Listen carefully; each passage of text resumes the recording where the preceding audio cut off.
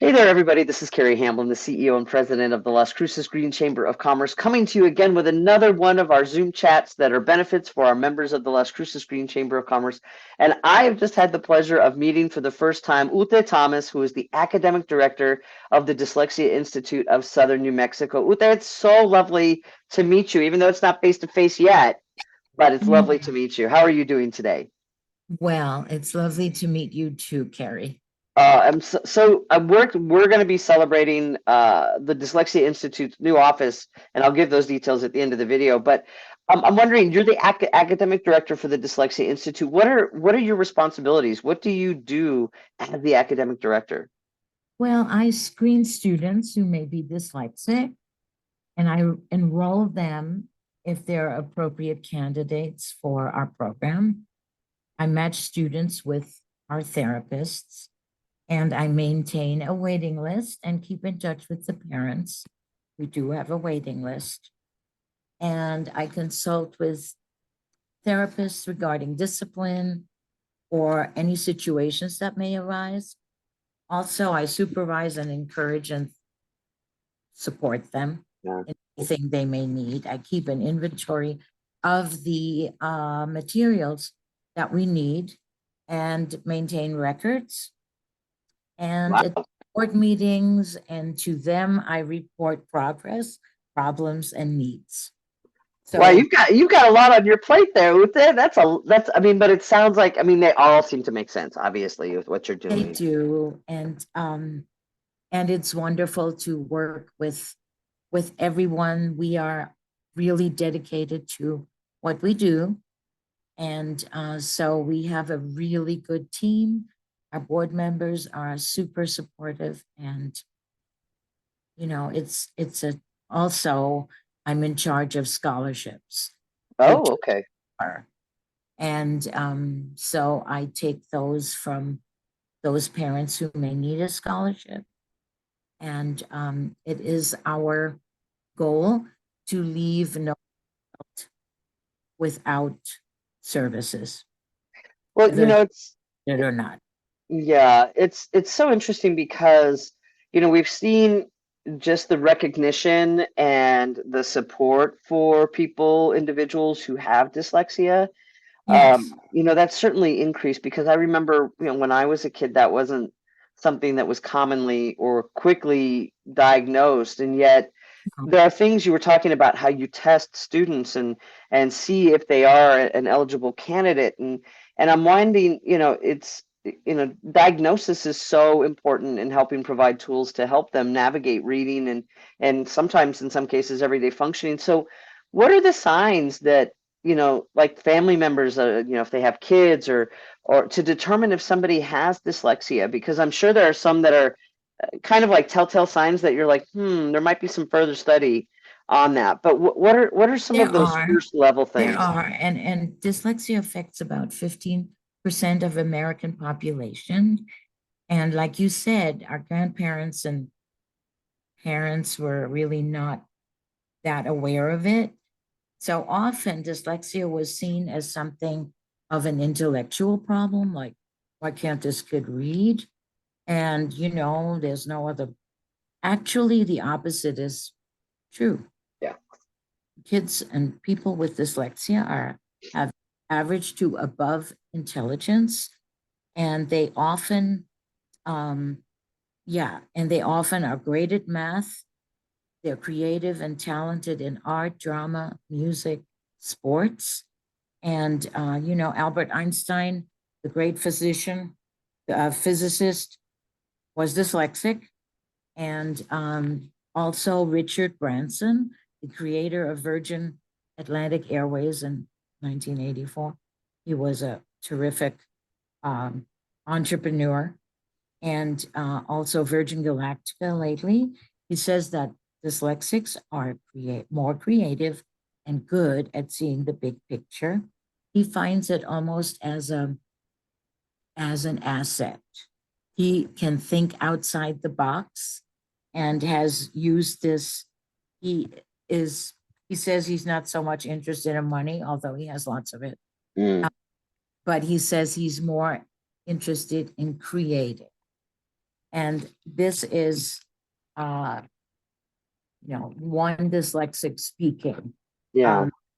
Now, early development, so when you have your little kiddo, there may be a delay in learning to speak and pronouncing words correctly, reversing, transposing letters, which is normal for most kids when they're young, but after second grade, it becomes another issue. I see.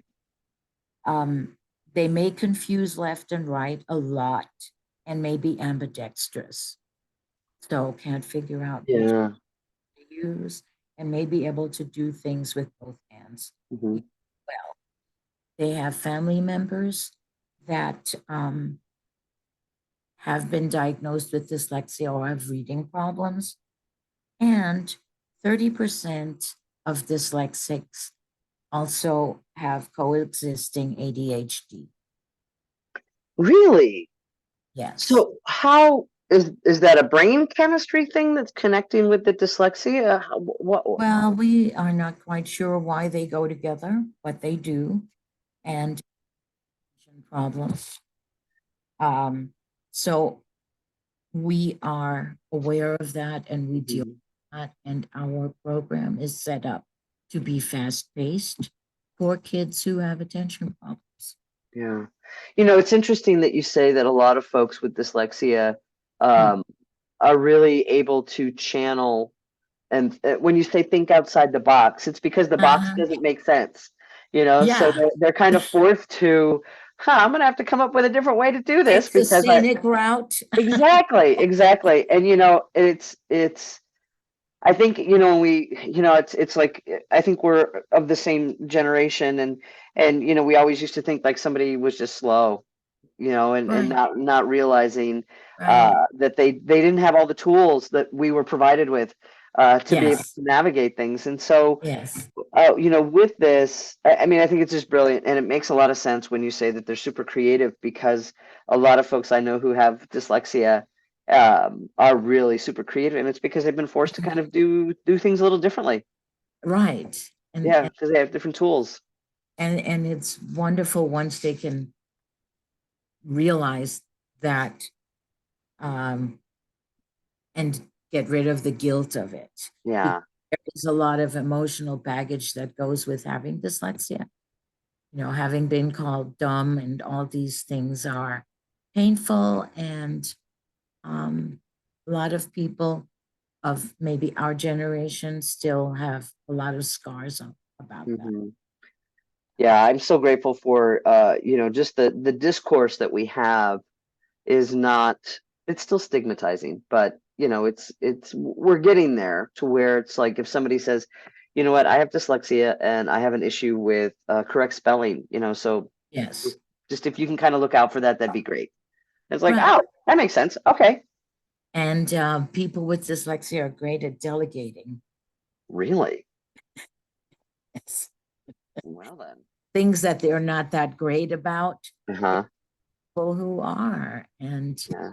help them along and, manage that. So, I think now, Ute, as we finish up, we there are a lot more things. I think Henry Winkler is known for his dyslexia, and I think didn't he create a font, or there's a specific font that is really helpful for people with dyslexia?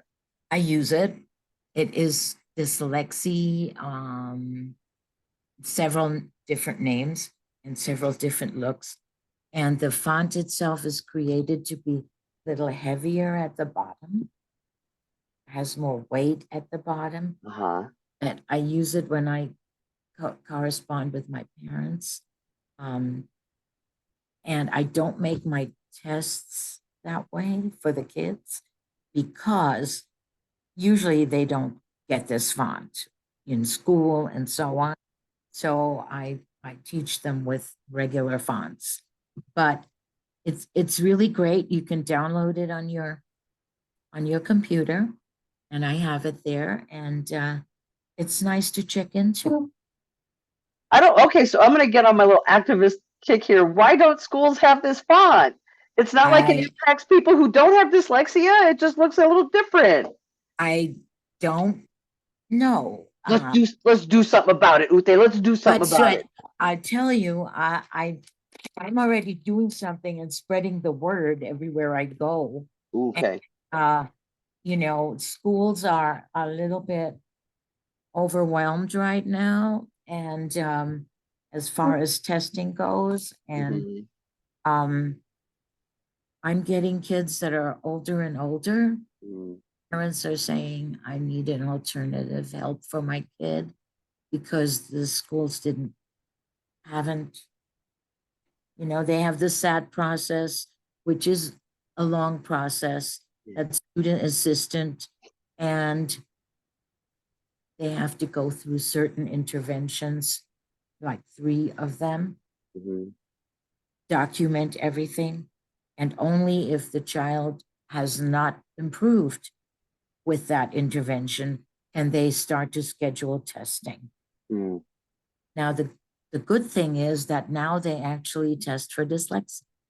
It Good. took us a long time to lobby for that word dyslexia, because it used to be learning disabilities and it was a big umbrella of things. Now dyslexia is actually specifically mentioned, and the correct kind of interventions are recommended in the IEP. Mhm. I'm so glad that we have the Dyslexia Institute because it is challenging for our school districts, and I want to recognize that. But I also Yes. think that we have to understand that our children are learning differently now, and sometimes it's because they've got a full tool set, and sometimes it's they've got a different tool set. And Yes. we have to do our best to try and help them. I know that they were going to be able to see you this coming Thursday because we're celebrating the Dyslexia Institute of Southern New Yes. Mexico on Thursday, the Yes. 20th at 4:30 p.m. We are going to be on the 7th floor of the Mhm. electronic caregiver building because that's where your office is. And so we're going to get to Yes. meet you in person and celebrate the Dyslexia Institute and learn all about what you're doing. So I'm very excited about that. I'm very excited too. And I'm looking forward to meeting everyone and answering questions and just celebrating being there. We love our new office, and we've gone up in the world. Nice. Literally in every way. Literally. Yes.